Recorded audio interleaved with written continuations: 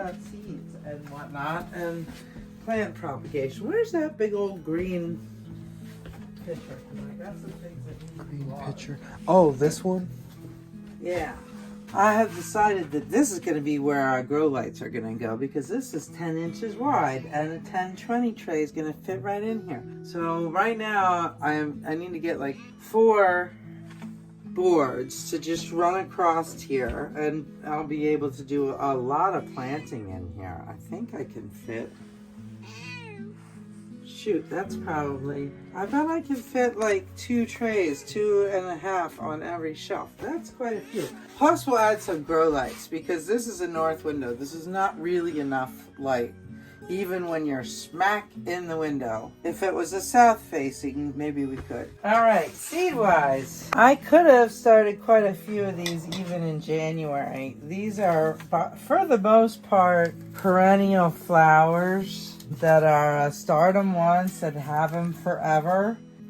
Many of them will not even flower this year, like probably not the hollyhocks, although if I get them started early enough, it's possible. There's a bunch of different lavenders in here, but there's really so many exciting plants. I'm working on trying to have a real solid cutting garden this year, since we're expecting kind of a lot of like traffic for people that might want to buy cut flowers. So I feel like we can do sweet peas, and we can do, a lot of this is also native and pollinator oriented, like the milkweed, and many of them are also medicinals. Almost all of these plants have more than one purpose. Like echinacea could feed the little yellow and black birds. I can't even think of their names right now, but they love the seed heads of this. But echinacea is hugely medicinal to us, and the pollinators like it, and you can use it as a cut flower. I mean, it's just like bang bang, everything all the way around. Awesome. So we got quite a few flowers that are gonna get seeded. We have ones actually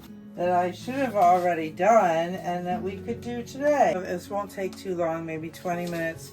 We're just gonna walk around and throw these on the ground. Here, you wanna see what they are? Because look at the color array. I do get a little bit gaga over planning out colors. This is a great food that reseeds all the time, and the quail love it, and it tastes really good. And more poppies. All of these poppies could have already gone out, but you can seed that right into the snow, and the poppy seeds like that. So all of these need to just basically be like thrown where we want them, outside, without even any digging or anything. Oh. And if there's any birds watching, we have to chase them away so they don't know where the seeds are.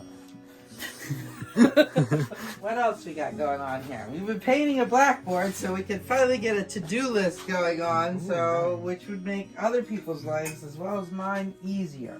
We have here these were purchased on Etsy. These are different varieties of elderberry cuttings. Oh, that one's got a little bit of life showing. These need to be outside, really, more than in here. This is not necessary that they be in here, but the weather's been so erratic, and they had already started leafing out. So, what do we got here? We got wildwood elderberry, Adams, York. This is not elderberry. This is comfrey, Russian comfrey, I think. Bob Gordon. I don't know. The named varieties are... I'm leaking onto the table. Oh, well, there's nothing on the table.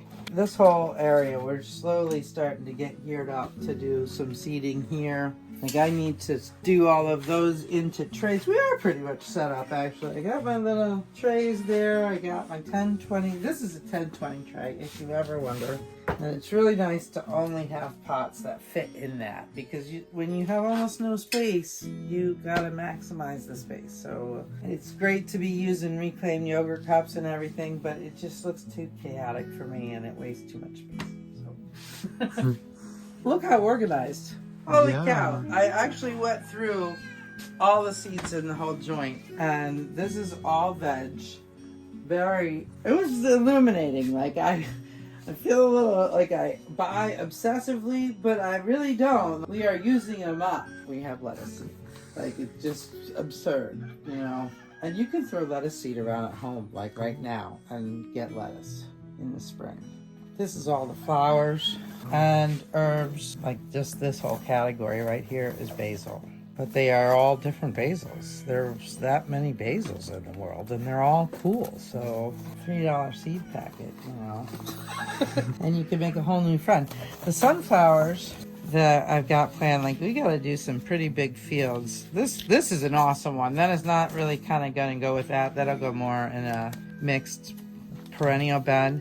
But I want to do like one big, like 6 foot by 12 foot, or maybe 5 by 12 bed of sunflowers, and it's going to be assorted, but not much yellow. Like I don't think I'm going to plant any of the yellows. Maybe this vanilla ice one. These ones though, Florison, chocolate cherry, this Astra rose cream. That one does not belong in that. But this batch, and then that rouge, and maybe this vanilla ice and velvet queen. Like all kind of like red to pink to light yellow together. Because you can kind of play around and hybridize if you grow them together and pay attention to who's pollinating who. But there's a lot of options in here. Zinnias there's fairly deep too, but you know. Anyway, we have these 4. This is a little bit non-traditional way of doing winter sowing. People winter sow. I can tell already this batch is too dry. What you're mainly doing really is protecting the seeds from the animals and from being dislodged by wind and rain.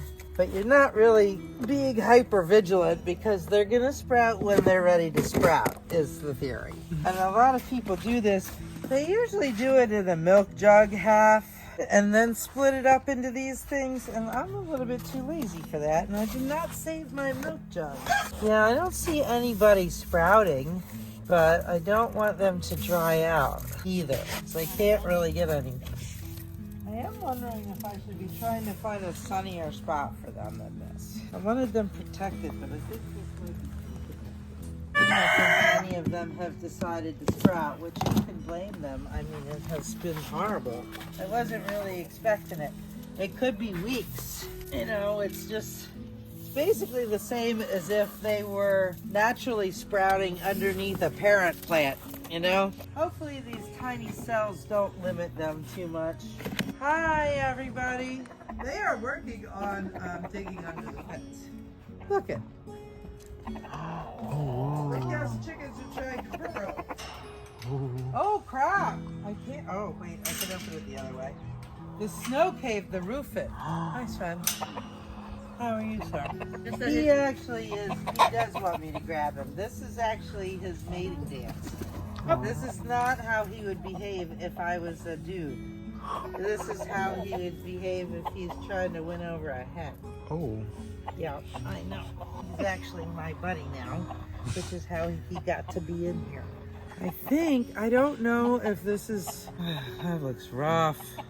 I don't know if this is from injuries or if it's from, it could be frostbite, or it could just be a sign of him sickening from Merrick's, which could be why he's friendly now, because they all get friendly when they start to get sick. It could be. I don't know. I don't feel like that's going to heal, though. It looks rough. We could ask for advice. Yeah. If there's anything we can do for his comb. Hello, ladies. What about you guys? Anybody friendly enough to be picked up? Not usually. This is terrible. We gotta fix this. Dear. It was the weight of the snow. It actually stayed dry under here because that snow was so dense that it like stuck to this and just was like a giant slab. You all right, Miss Astrid? You get white legs? You okay? Your comb doesn't look as healthy as it might either. What's that? What was that? This has really been really rough, getting it so attached to these guys from the very beginning, and then they all have this illness. I can see why people give up on this, you know? You have to harden yourself a bit, like quite a bit. And it's, I guess, why people mechanize things, you know, because they just didn't want to deal with the heartbreak. But we started off with 25, and now here we are with 7, Wow. you know? And stupid ratio, 4 hens and 3 roosters. Look at those handsome fellows, and like nothing to be done with them. And don't they look like the healthiest though? Look, there isn't not a thing wrong with either of their combs. Yeah. Like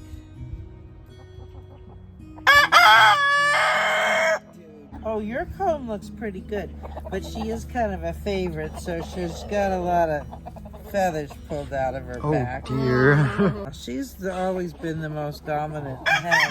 There's another female that must be inside. I hope that doesn't mean she's ailing. Hi.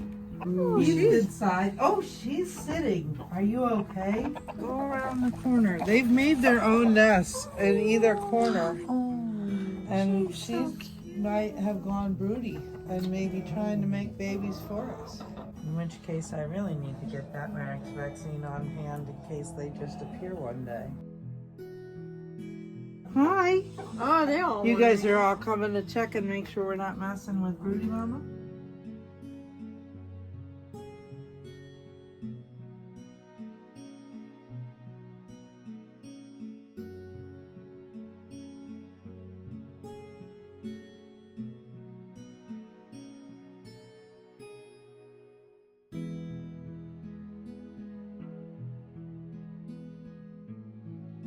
We hope you guys enjoyed how we were flying the drone. We finally did it. Hi, thanks for hanging out with us. Thank you. We flew the drone. Oh Yes. my God! It took 6 months or whatever. Half a year in the making.